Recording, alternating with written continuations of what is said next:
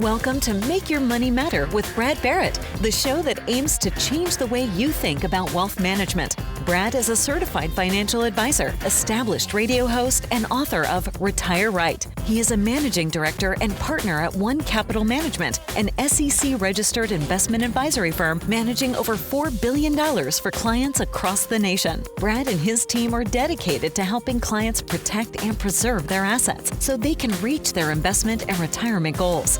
And now, your host of Make Your Money Matter, Brad Barrett.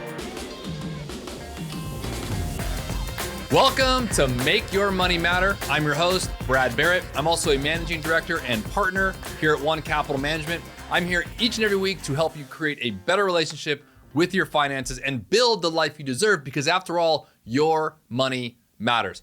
A couple years ago, Forbes carried an interesting article. It was titled "The Psychology of Why Men Wait Until Christmas Eve to Do Their Shopping." Yes, Christmas is approaching fast. And for many men out there, I'm kind of talking to you for a second, the clock is indeed ticking on that holiday shopping. I thought that was a very intriguing. So I kept the article, and I still find it pretty hilarious because it definitely pertains to me. I don't know about you. I share it with friends and colleagues, and I'd like to share with you all today and bring some joy and humor into the show, the Make Your Money Matter show this week. But before we do, grab a tall glass of that eggnog, maybe a cup of hot cocoa, smash that subscribe button, and jingle the notification bell so you don't miss a single episode. See what I did there? All right, let's get into it. So this article was written by a doctor named Nicole Roberts, and here's what she wrote, and I quote, "Well, I don't want to perpetuate out-of-date gender stereotypes, but there is research to suggest gender differences really exist in how people approach shopping, both physically and mentally." In fact, she continues to write on, according to the Journal of Consumer Marketing, females compared to males are found to start Christmas shopping much earlier, purchase more gifts, and embark on a greater number of shopping trips, end quote. Now, by the way, real quickly, that's not just Christmas, let's be honest, but I digress. In fact, according to one study that Dr. Roberts cited, men are 2.5 times more likely to wait until the last couple of days to do holiday shopping. I know I fall into that category. I'm just being completely candid with that. Veronica, my wife, my beautiful, lovely wife, if you're watching, my bad. It's not something I'm too proud of, and I personally commissioned my own, I'll call it household study of Christmas shopping, and I can confirm that Dr. Roberts is onto something here. Now, although I haven't yet begun Christmas shopping, my wife, Veronica, started her shopping on December 26th of last year. I'm almost positive. But before we get too entrenched in all that gender stereotyping supported by this research, let's keep in mind that according to Dr. Roberts, many, if not most, procrastinating shoppers aren't thoughtless or lazy.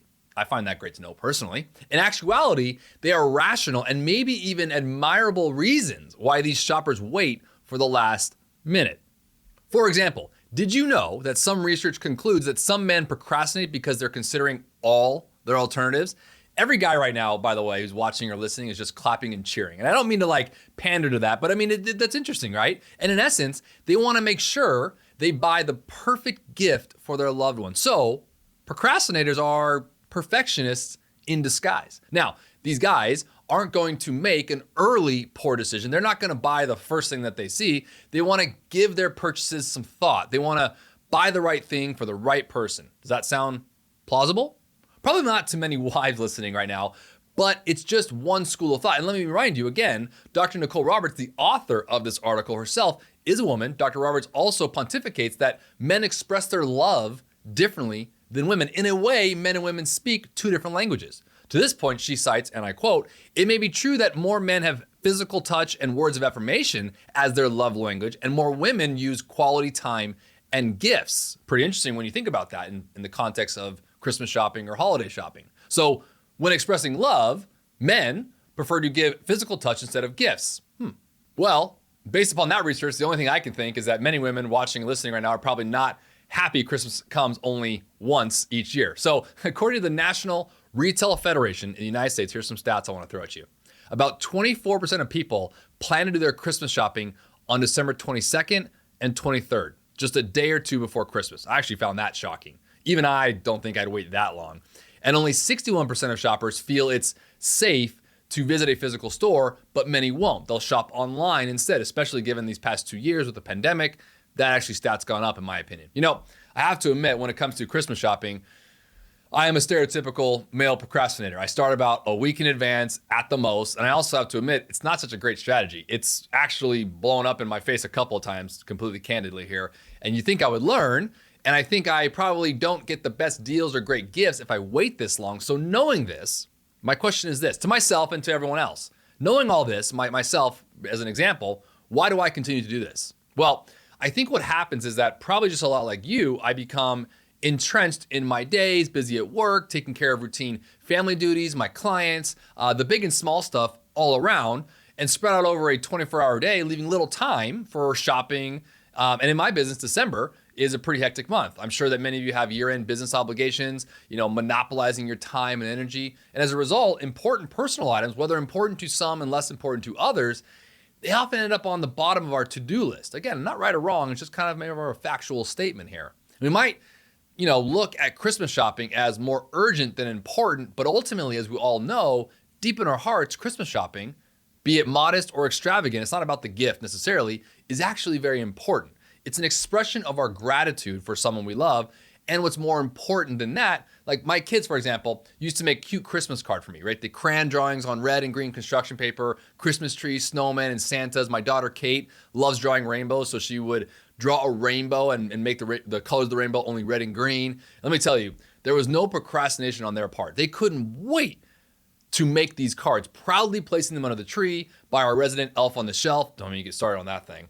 As many as you have who have kids, you know what I'm talking about. And all these years later, 7 years of being a parent, I have a 7-year-old and a 5-year-old, I still have most of these cards. I've kept them over the years, but I just don't have the heart to throw them away or to move them off in the back shelves. And at times, I think we all can procrastinate, and sometimes we procrastinate over important issues. We all know there are certain important things we should be doing, but life seems to get in the way, so we put it off continuously, kicking the can down the road, as they say, procrastinating until we find ourselves here, coming up on Christmas Eve, standing at the perfume counter at some department store, listening to the manager on the PA system say, Macy's will be closing in 15 minutes or something like that, buying something that's you're not sure you're even gonna give to your wife or your mother-in-law or your mother. And it's always in that moment that you're lament on not having done these things sooner, not having been more proactive earlier in the game when you had more time to make better decisions, and on and on and on. Let me give you an example of something real quickly that when it comes to money and gifts and this season of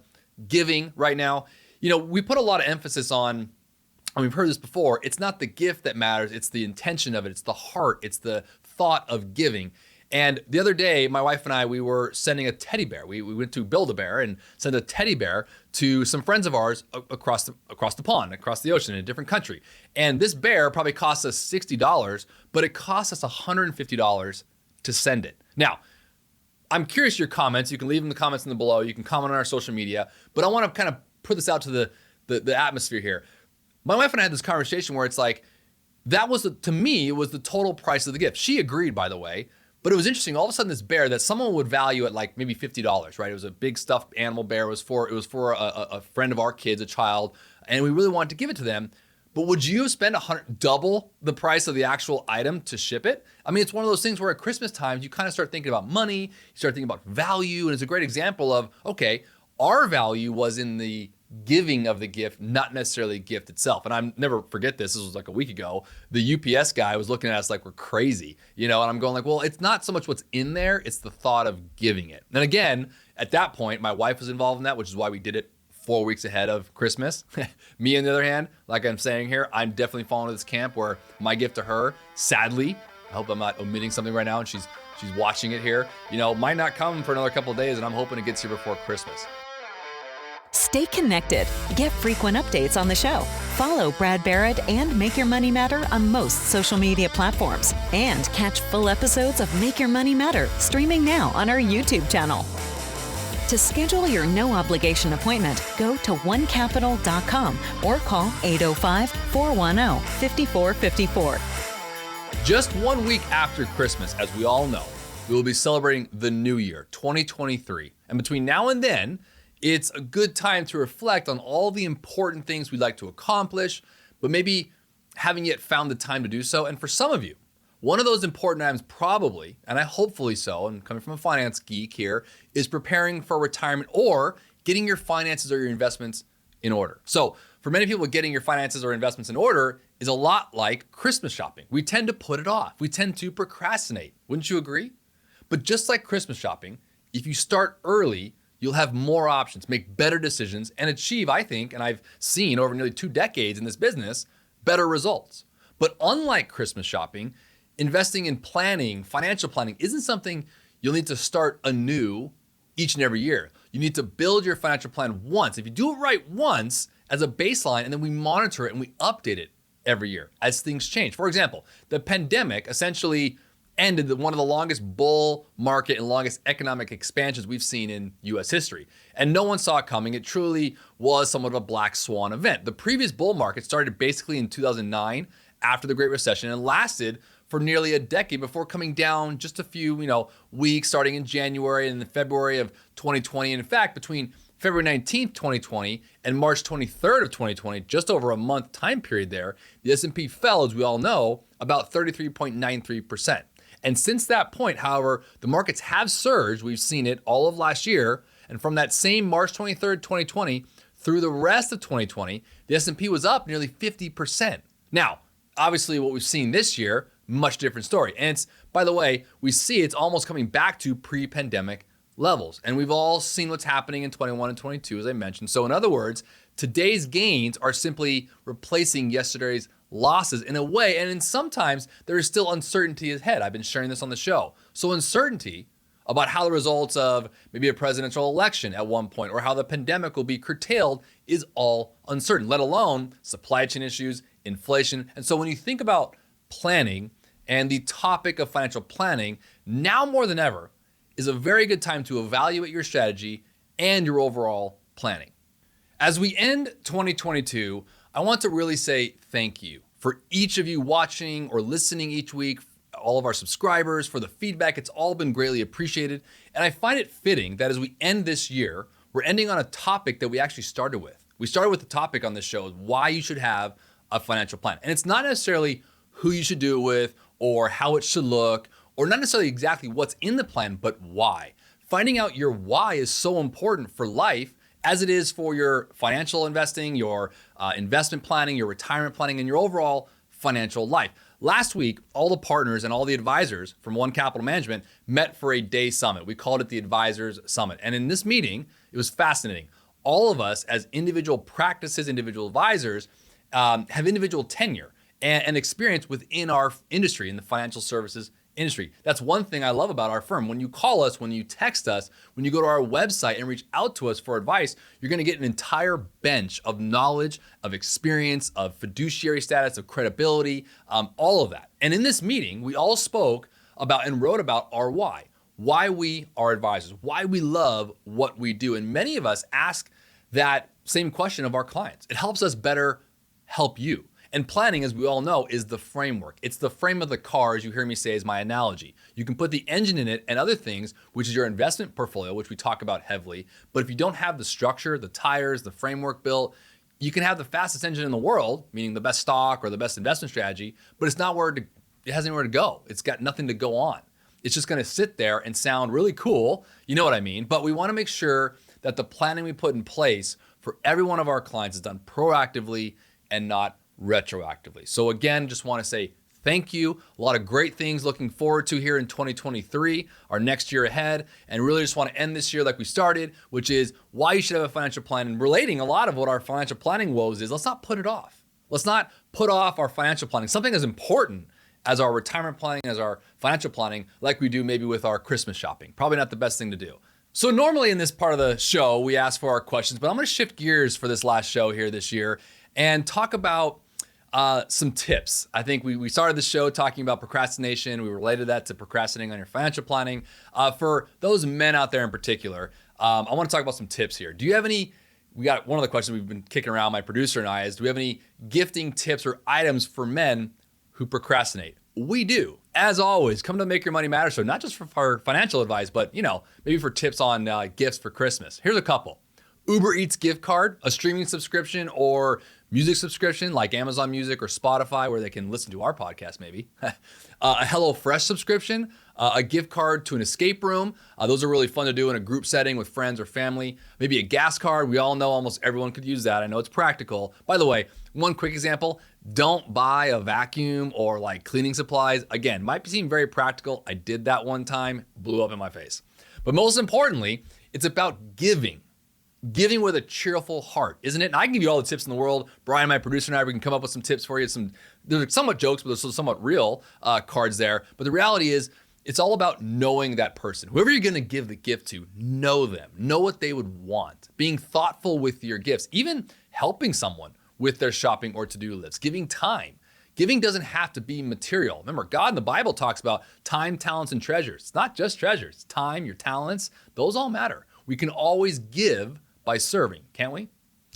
Again, if you have a question or comment, you can always leave it here for me to read. I love it. Leave it in the comment section or email us in the About page on our channel. Lastly, if there's something going on in your life or something that, this is a time that I want to look at my plan or actually sit with someone to say, how do I even begin to build a financial plan? I've never done this before. I just heard about your show from a friend, or I just came across it on YouTube.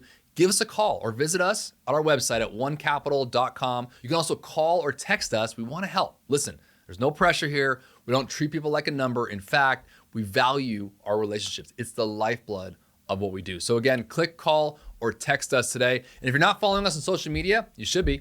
You can follow us at Make Your Money Matter. We're sharing great information on all of our social media platforms. And as you hear me say, if you enjoy the show, share it with someone you like. And I guess if you don't like it, share it with someone you don't like. But until next time, Merry Christmas, Happy Holidays, and a Happy New Year. And as always, make your money matter.